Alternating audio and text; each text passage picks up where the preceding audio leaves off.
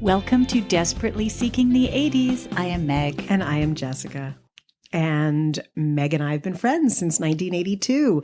We got through middle school and high school together here in New York City, where we still live. And where we are now podcasting about New York City in the 80s. I focus on Rip from the Headlines. And I handle pop culture. Shall we, Meg? Let's! So, Jessica, I want to dive into my story because it's actually a rather involved one, and I didn't want to leave out any details. No engagement question? Oh, no. There'll be a little bit of an engagement question. But before we do that, we have to send a huge thank you and congratulations to Michelle, Kristen, and Sophie, who won our giveaway of the Desperately Seeking the 80s playlist, Volume 1. Yay! That is awesome. And it was so much fun putting this playlist together, which only these three ladies have access to right now. Amazing. I know, so right? VIP. And it's so good. Yes, I'm aware of that. You outdid yourself. I have to admit, I had not a single correction. I was so blown I was shocked. away. I thought you would be so opinionated. Anyway, so now I'm looking forward to Volume 2, but one thing at a time. Wait, speaking, I learned something today really quickly. Yeah. About this is 80s music. I just read that Boy George was in Bow Wow Wow. Huh. And he left because Vivienne Westwood wouldn't let him dress himself. Oh, she wanted to be his Well, Malcolm McLaren designer. managed Bow Wow Wow, and Malcolm McLaren had Vivienne Westwood do the clothing for any band that he was managing. And so Boy George was like, I think not. Yeah, I'm my own stylist, but thanks. Yep. So you might remember, Jessica, that last week I talked about the Tompkins Square Park riot. Oh my God. So this is part 2. So excited. I know it's been a busy week for you, so you might not have remembered that, but now I'm suddenly remember. Oh my God, Meg, I'm so excited. So my engagement question is, what was your biggest takeaway from the discussion about Tompkins Square Park? Did you have memories? Were there things that you remembered about the riot? I don't know. Did you learn things? Well, this is it's literally Tompkins Square Park adjacent. Thompsons? What did I just say? Tompkins. Hi, have we met? My name is Jessica Jones. It's very nice to meet you. I live in New York. Like the Who Thompson am I? twins. Yes. Get out It's of my the head. culture club that It was exactly distracted right. you for a minute. I'm feeble. It's sad. So in the 90s, I used to run around in that neighborhood, and you lived there. And I learned something very important about, do you remember the club Niagara that's right on the corner of Tompkins? I can't say that I do. Anyway. Maybe if I looked at the So this building. has to do with the drug issues Oh. in that park. So it was so much a part of the culture of that area that it affected, life generally in that area. And I remember I had been at Niagara dancing and getting stupid until like 2 a.m. Something really, I needed to get a cab and go home. And all these cab drivers were just whizzing past, even though they had their lights on. I was like, what the hell is going on? So finally someone stopped for me. And I was like, why does no one stop here? And he said, too many drug addicts, too much cocaine coming out of that club. There are too many violent people getting into our taxis. So no one stops near Tompkins Square Park. It's so interesting because these neighborhoods are just not far away from each other, but every single one has its own identity based on what year you're talking about. Mm-hmm. It's very interesting. So that was what it reminded me of. Okay. Well, today I'm going to tell a story that happened exactly 1 year after the riot. So the riot happened in 1988.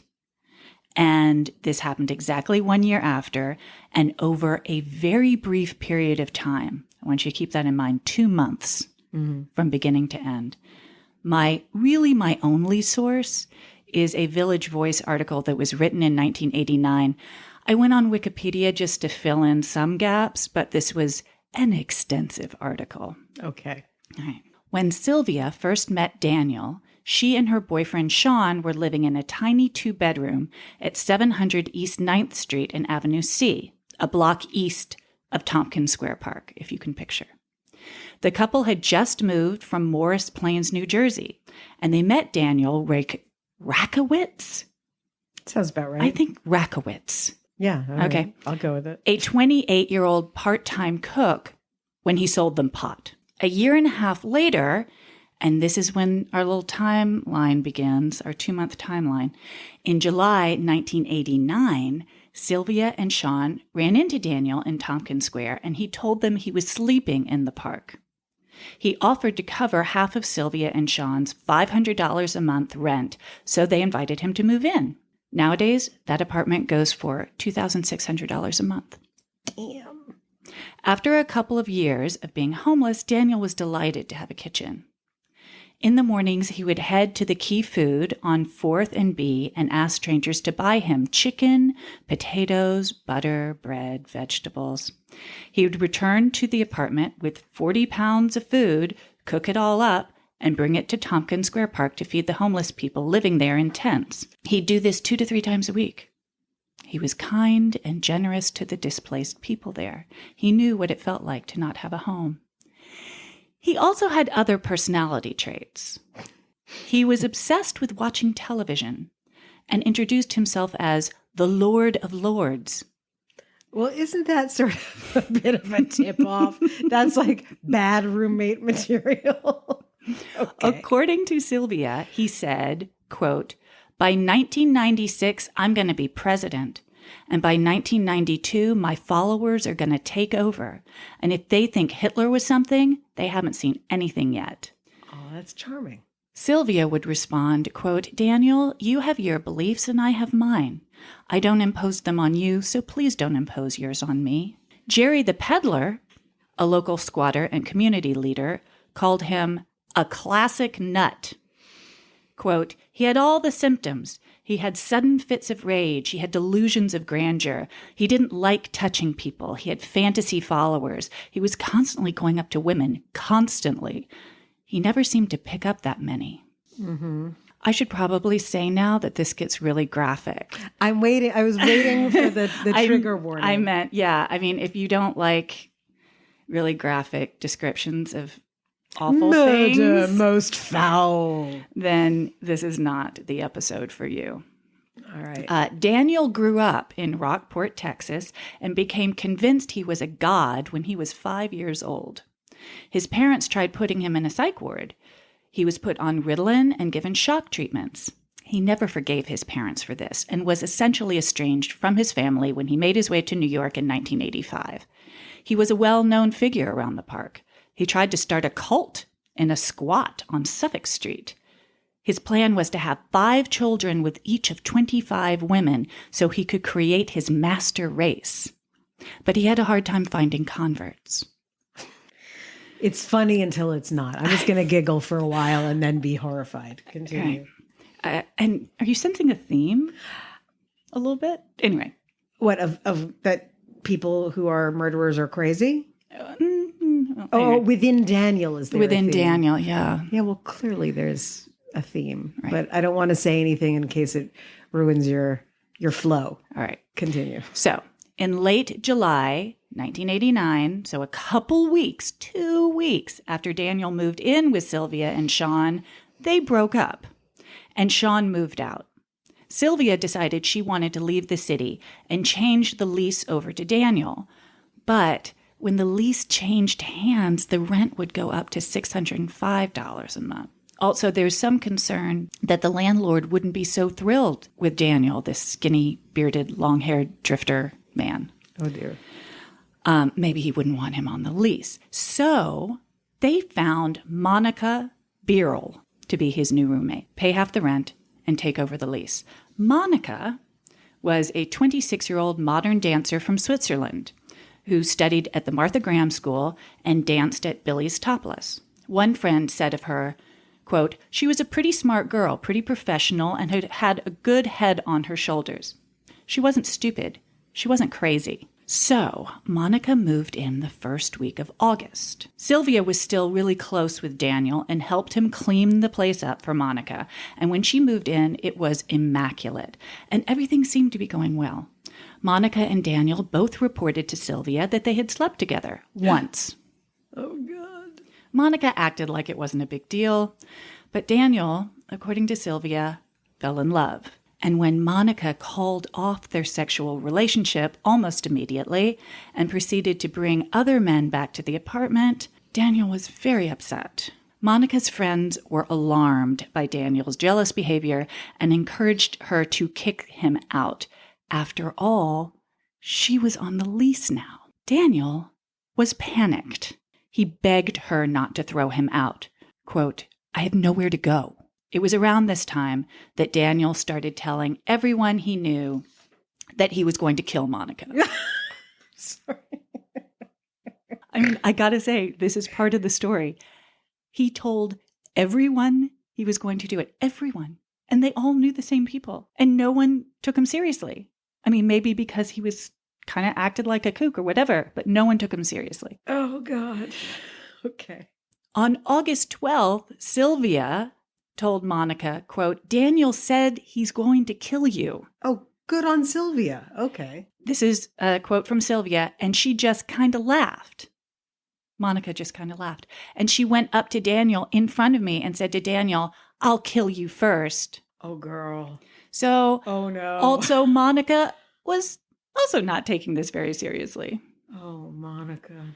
On Thursday, August 17th, Daniel walked Sylvia to the PATH train and told her he couldn't take Monica anymore, and he planned to kill her on Friday.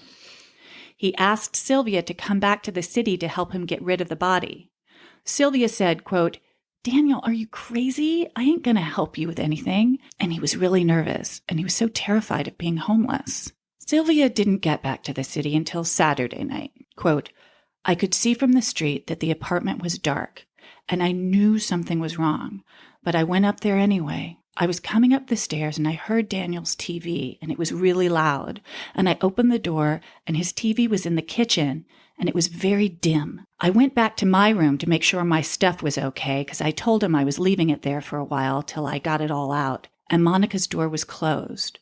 And I went and knocked on Monica's door, and nobody answered. So I went to the kitchen, and on the stove there was a pot. Oh, I remember this so vividly. And in the pot was Monica's head. Oh, God. She was all burnt up, and her eyes were closed. Mm. Then Sylvia peeked into the bathroom. So like he seared her first and then put her... Okay, sorry. Go ahead. Then Sylvia peeked into the bathroom Oh. and saw a rib cage in the tub and hightailed it out of there.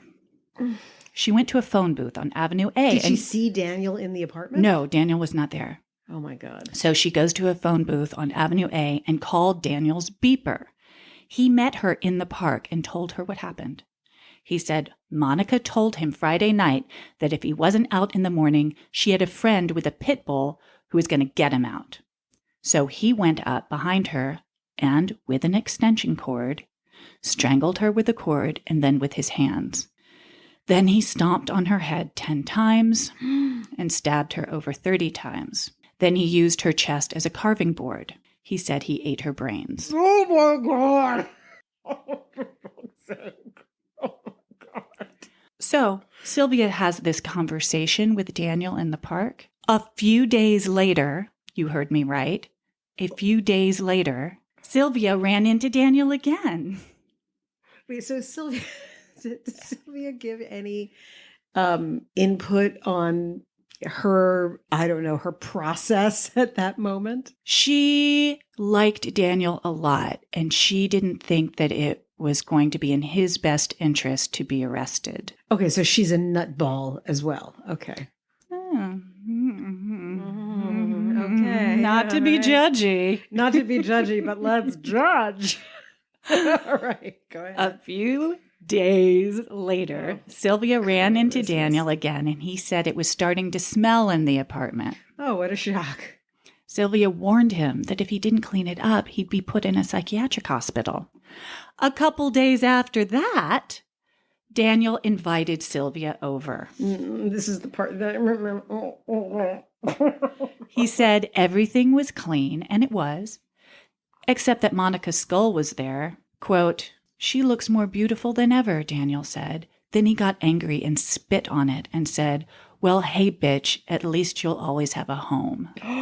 Oh, God. This is so Buffalo Bill. This is so wrong. Sylvia told him she'd never turn him in. She even slept over at the apartment a few nights. She was worried people wouldn't understand Daniel. He had been abused as a child, and really, he was in a prison of his own mind. It wouldn't help to lock him up. Sean, you remember Sean, Sylvia's ex-boyfriend? Oh, yeah. He dropped by on August 22nd to buy some pot, and he smelled the death. And there was a rumor floating around the park. Uh-huh. Quote, "He fed her to the homeless," said Frank, an East 5th Street resident. The homeless in the park were going, "Yeah, Daniel gave us soup yesterday," and they were goofing on it, but they were pretty much grossed out. But no one turned him in. It wasn't until Daniel moved out of the apartment to live with a woman uptown that Sean tipped off the building super. Detectives browbeat Sylvia into spilling the beans, and 5 hours later they arrested Daniel and he confessed. He told the detective, "I need some help." He then led police to the Port Authority storage area where he had stashed her bones. Oh, my God. In 1991, Daniel Rakowitz was found not guilty by reason of insanity.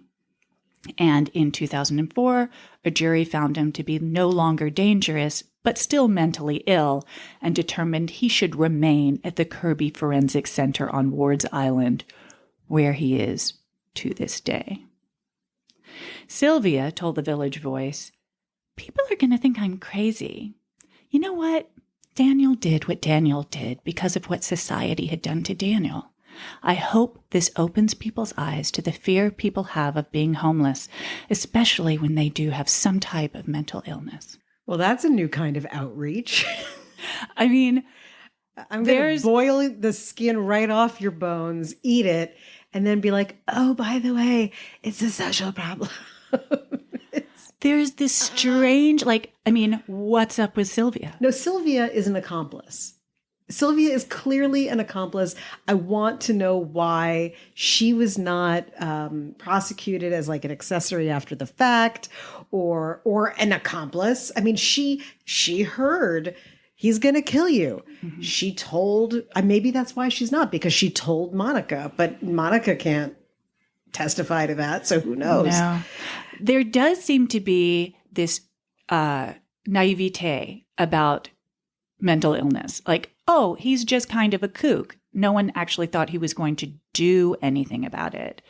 And now I think if we met anyone who talked in that way, we would be like, we just can't predict how that person's going to behave. And that person absolutely does need some help immediately. Well, funny you should say that, because I was reading something recently, and I think it was research for this podcast, but I can't recall because, I have memory problems. But with that in mind, I read something about, oh my God, I think I even talked about it on this show.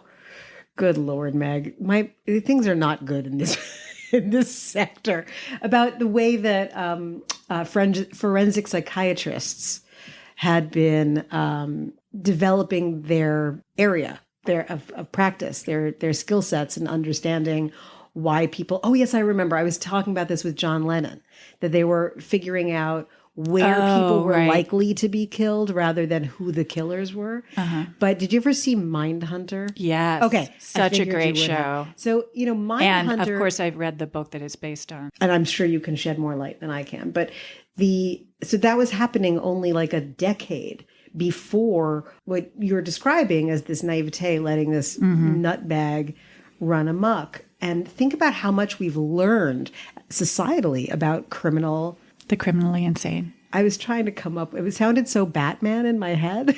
And I was like, is that the right phrase? Yes, the criminally insane. Pretty amazing. It really is. And I also think perhaps if you had met Daniel in any other part of the city, it might have set off alarms. But there was something about this particular community of people that was very accepting of eccentricity in a way that it acted as a cover for what was ultimately something very dangerous. Well, I agree. But there's also, people are taught to not listen to their gut. Oh, that's so true. And women particularly Yep. are taught, well, traditionally we're taught, do not listen to your gut. If someone says that they're a nice person, let them in.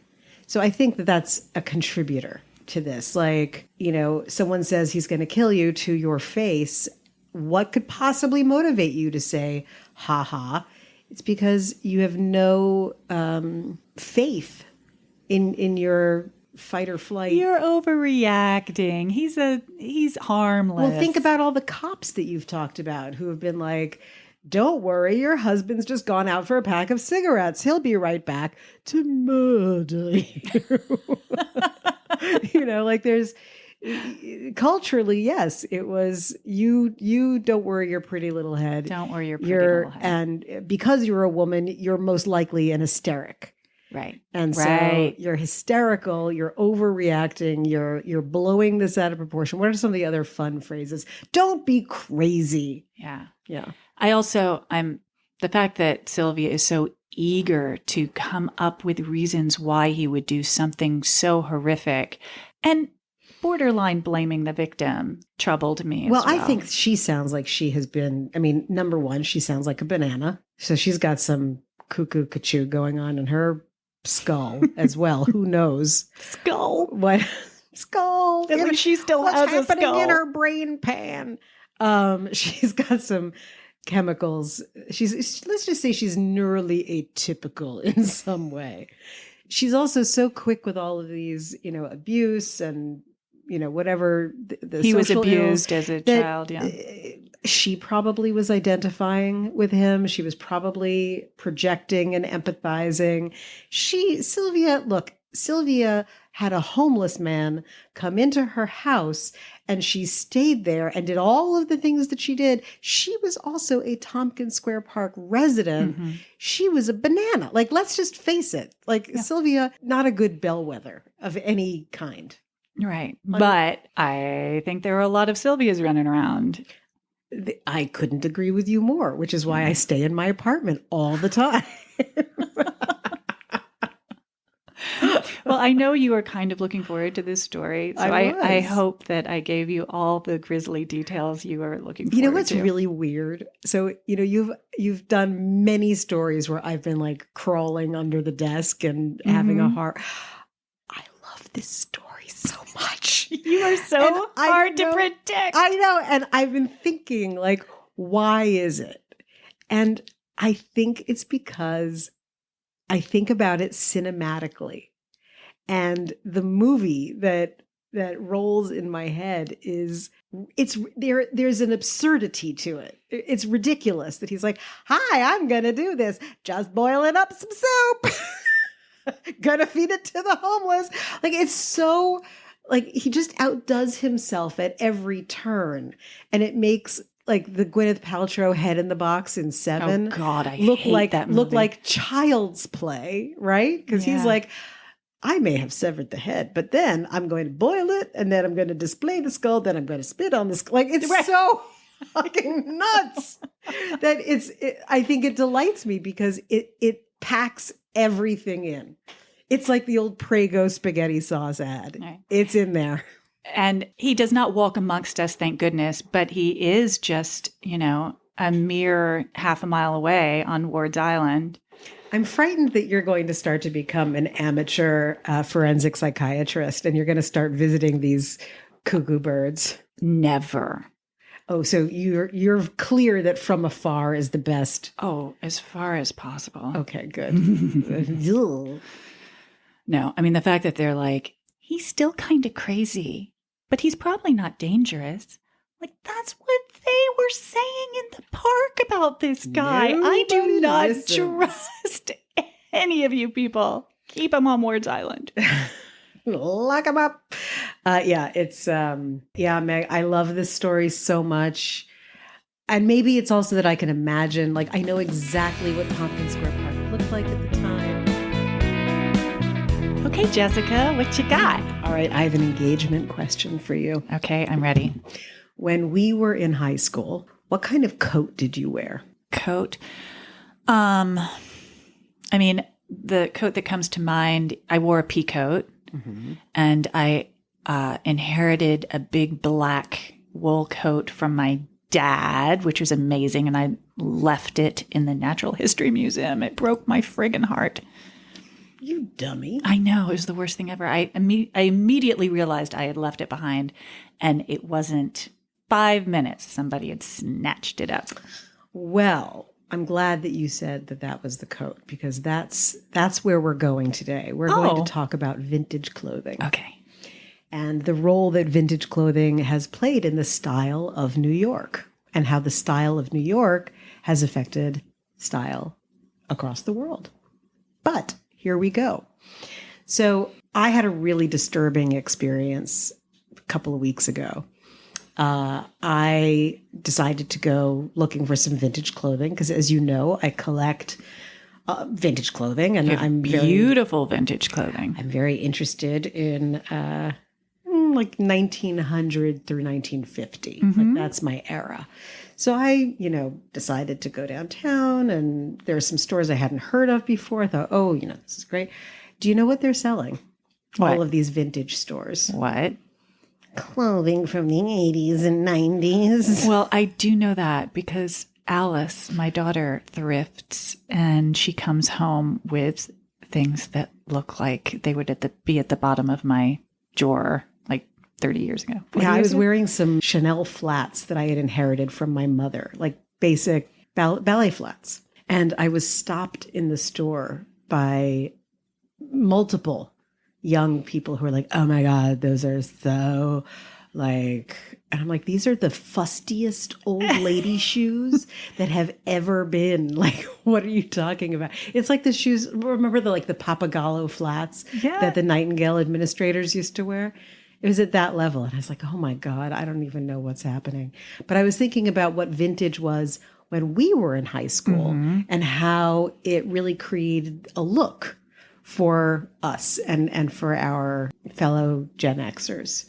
Does this ring any bells I would with you? say what was vintage in our day was kind of like the Terry Garr character in After Hours. Describe for those who don't know. Beehive haircut, 60s.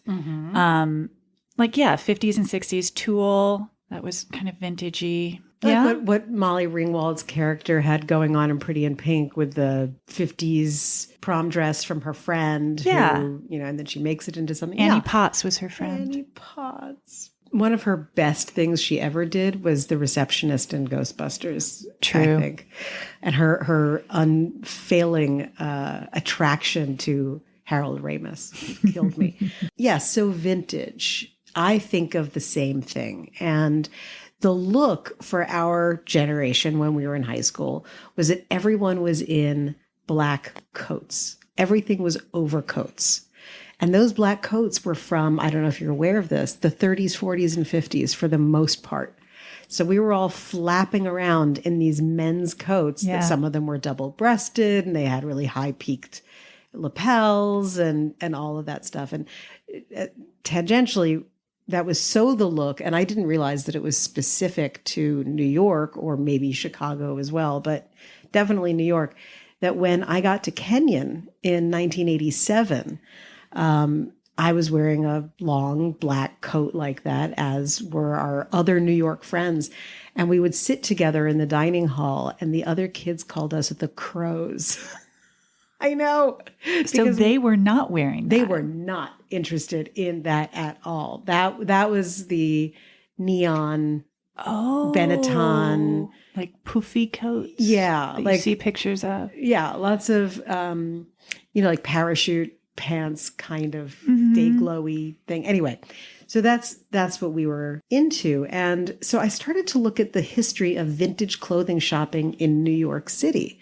And I was fascinated because a woman who is no longer with us, but she started one of the first big vintage clothing stores in New York City. Her name was Harriet Love. And she was doing costuming for, she did for film. She did all of the costumes for the original 1970s Great Gatsby. Oh. And was horrified when everyone went into the fountain in that scene. She was like, damn it, those are beaded dresses. Oh, that was the real thing. Oh, yeah. Oh, yeah. No. She was absolutely horrified. That is such a gorgeous movie. It's beyond beautiful. And she was talking about how vintage was so popular because A, it was cheap, but B, in New York City, having a sense of the theatrical is exactly right. And that so many people who were living downtown who were buying vintage clothing and it was really considered thrift / vintage at the time. They didn't have any money. It was cheap. And the idea of creating a costume out of your clothing was in line with how they spent their days and their evenings. So that was sort of the beginning. And then in the 80s, in the early 80s, our friend Madonna opened up the world of vintage to people who were not the crows like us. I love the idea that Madonna would be our friend. Do you think she'd like us? Yes. I don't know. I don't think she'd like us very much. I think she'd be annoyed. But she just strikes me as someone who'd be annoyed a lot of the time. Okay. Yes, exactly. You know, in Desperately Seeking Susan, she goes into the vintage store Love Saves the Day, where she buys her fantastic boots and gives the jacket and all of that stuff. Oh, Love Saves the Day that's closed. It's closed. You know, and that got a lot of people realizing, like, you don't have to wear something that's an outfit, like something that's like you can have your own style and cobble something together. In the 60s, people were definitely looking at Victorian stuff. And so for us, yes, it was like 30s, 40s, 50s. There was another place called Alice Underground. Do you remember that? Oh, absolutely, on the West Side. Yes. I still have a velvet jacket that I bought there. It's a little like 30s thing. But anyway, so vintage style, a very, very big part of New York and the New York look. When you were our age, were you buying anything vintage? If you know about Alice Underground, like what kind of things were you looking for? Absolutely. I kind of love that 50s dress look. So, and my body fits that well. So I was always looking for that shape. Yeah. Clothing manufacturers were not making the Gap, Benetton. They were not making dresses that shape. No. So that was exciting. So I was always had my eye open for those kinds of dresses. My entire life, still do. Well, you know who else really loved vintage and would go lurking and skulking around in the Village where these shops were, where there was a lot of 20s and 30s and 40s stuff? Take a guess. Cyndi Lauper? Your friend, Ralph Lauren. Oh. So if your friend. Such an illustrious friend. I know. If you take a good look at most of his designs since the 70s, really, which is when he began, most of his stuff is knocked off from vintage clothing. And my mother, who was she had amazing style, had this jacket from the 40s with these unbelievable shoulder pads. It was army green wool, and she had Astrakhan lapels put on it, like really amazing. It was it was used as part of the set dressing in the Ralph Lauren shop window. Ooh, yes, and so that's another way when you think about how vintage clothing has permeated sort of the idea of American style. Mm-hmm. That's part of it, and then in the 80s as well, Vogue started looking at street fashion. And when Vogue started doing that, and vintage, again, was, big black coats, giant blazers. Do you remember that we wore men's tuxedo jackets? Yes, absolutely. That and blazers, just huge, or like suit blazers or sport coats, and we would roll the sleeves up. And if it was lined in a really good satin, with a stripe or something like that was cool. I have an image of that. I'm sure. Yeah, no, there's no question. I was wearing stuff like that all through college, actually. Well, if you look at the runway shows from the 80s of, like Yohji Yamamoto, Claude Montana, Armani. They were all doing huge jackets, huge drapey jackets. Well, the funny which thing are now was, back. I was just too lazy to get it tailored. I don't even think it occurred to me. So, of course, I was like walking around with something that was the size of a man. And of course, it was like falling off But that of was me. the look. Right. But it was also out of laziness, don't you think? But yes, but we were teenagers. What teenagers are like, I'm going to go get the Well, that's my point. Yeah. No, it was entirely organic to the yes, lazy. I don't know if it's teenage laziness though, because you were so, I vividly recall your look and your coat. And you always had these little cute shoes that looked retro. They looked like they could be from the 30s or 40s. I like Mary Jane's. Yeah, cute. So yes, Ralph Lauren, Vogue. And what sort of makes me, I'm not sad now, but I look at the way that vintage, because vintage for us growing up was really about finding things. It was like an archaeological dig. And I feel like the way that things are put together now, these stores, that everyone knows what they have. And because they're selling stuff that's so recent. Of course, I think of the 80s and 90s as recent, and I know that your daughter does not. But that, designer labels are known and they're a big deal and they're still around. Mm-hmm. Like there's nothing that's, like Lillian's of Hackensack. Like the number of coats that have those kinds of labels in it, is legion. That doesn't exist anymore. So it's like, oh, this is a Balenciaga. Oh, this is whatever. Or, and this is just bizarre to me, concert t-shirts for like a Van Halen concert for $150. Are you kidding? Oh, no. There are stores downtown where they specialize in concert tees and bands that like in a million years no one would listen to. But the t-shirt looks good. So like I'm not making this up. Like I saw a Striper. Do you remember Striper? I do not. They were a Christian rock band. Oh, that's not anything to parade it was around. Not happening. And they had like they had obvious, like they were so literal. They had like striped black and yellow outfits. It was like got it wrong. No self-respecting lover of any music would ever be like, I'm going to wear a Striper shirt. That's what it's about. Yeah, I just sort of despair. And I wish that Alice and her friends could sort of get redirected. Well, they were really redirected into your mother's closet, if you recall. That is Alice, just to give some background. Okay.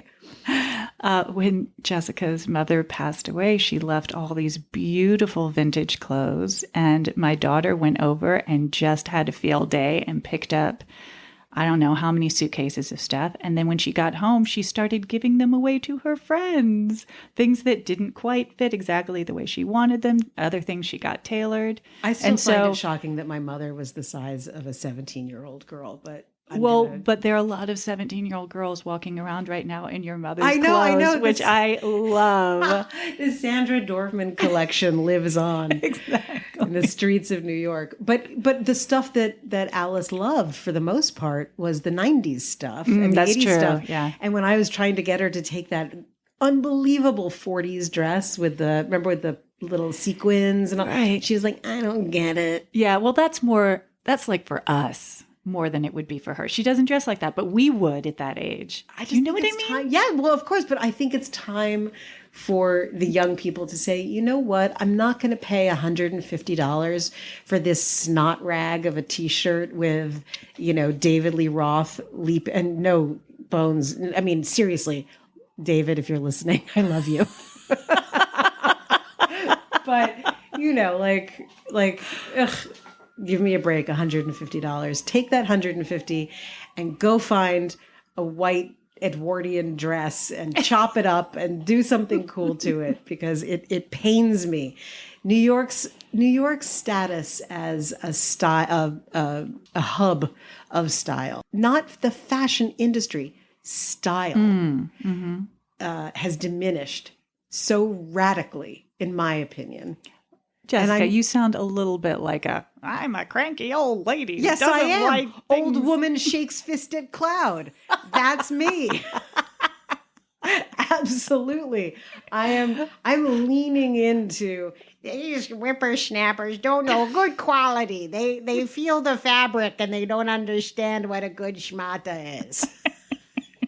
but there's some days when I'm just kind of like, I need my reading glasses and a hairnet because I'm just cranky and I'm going to stay in my apartment so no one boils my head.